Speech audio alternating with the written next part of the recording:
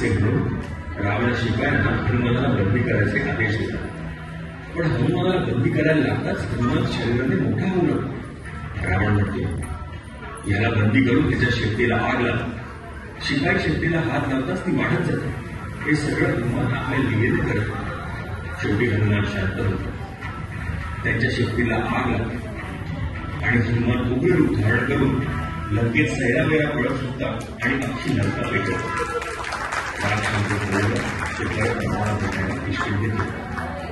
राम सगळ्यांना एकत्र करून सभा घेतात. त्यामध्ये मारुती लंकेत घडलेली सगळी गोष्टी असतात. राम, लक्ष्मण, सुग्रीव, मारुती आणि इतर वानर सेना लंकेच्या दिशेने रवाना होते. वाटेत समुद्र दिसल्यामुळे हा समुद्र पार कसा करायचा हा प्रश्न त्यांना होता. सगळे एकमेकांना ठरवतात. पाणी दगड टाकून पूल बांधतात. खाली पाहावं नाही. मारुती सुद्धा प्रत्येक दगडाला काम लिहून पाण्यात चाललं.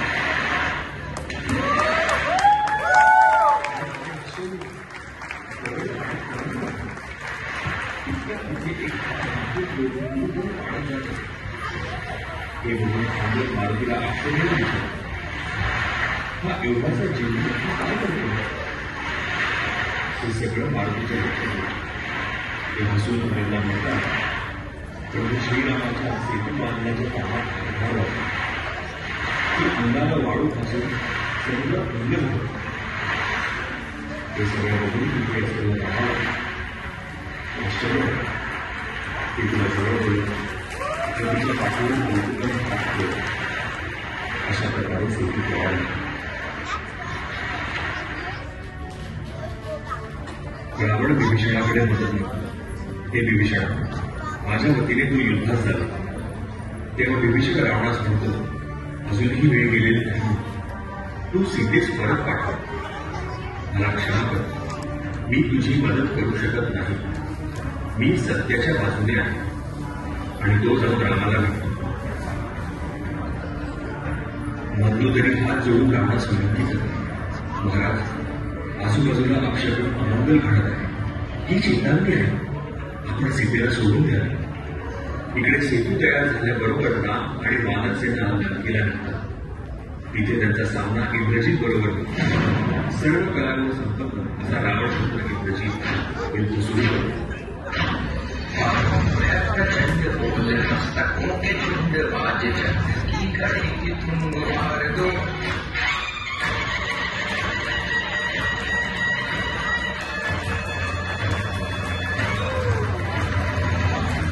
प्रचंड बोल मस्तकों के झुंड बाज जंग की घड़ी की तुम मार दो.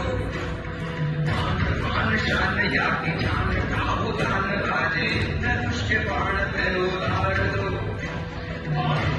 प्रचंड बोल मस्तकों के झुंड बाज जंग की घड़ी की तुम मार दो.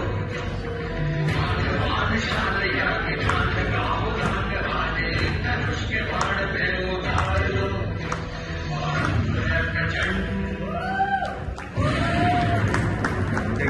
लक्ष्मणाला बाण आणि लक्ष्मण विष्णू हे पाहून राम व्यथित होतो आणि म्हणतात, याला शुद्धीत आणण्याचा काही उपाय आहे का? तिथे असलेले एक ऋषी म्हणतात, हिमालयातील संजीवनी बुटी आणून मला दिल्यास हा बरा होईल. हे ऐकताच हनुमान संजीवनी बुटी आणण्यास हिमालयाला जातात. त्यांना बुटी न समजल्यामुळे अख्खा दुर्लभी पर्वत घेऊन येतात. बुटीमुळे लक्ष्मण भंग मिळतात. युद्ध परत सुरू होतं व अनेक रावणाचे सैन्य मारलं जातं. इकडे रावण चिंता दूर होतो. त्याला कळत असूनही की आपलं बळ अटळ आहे, तरीही तो युद्धात जातो. रामाबरोबर युद्ध होतो आणि राम आपल्या बाणाने रावणाचा शिरच्छेद करतो. पण काय आश्चर्य, ती शिर पुनर्निर्माण होऊन रावण पुन्हा जिवंत होतो. असं खूप वेळ होतं. हे पाहून विभीषण रामाला सांगतो, तू त्याच्या छातीवर बाण. राम बाण काढून त्याला नमस्कार करतो. ते प्रथमच त्या छातीवर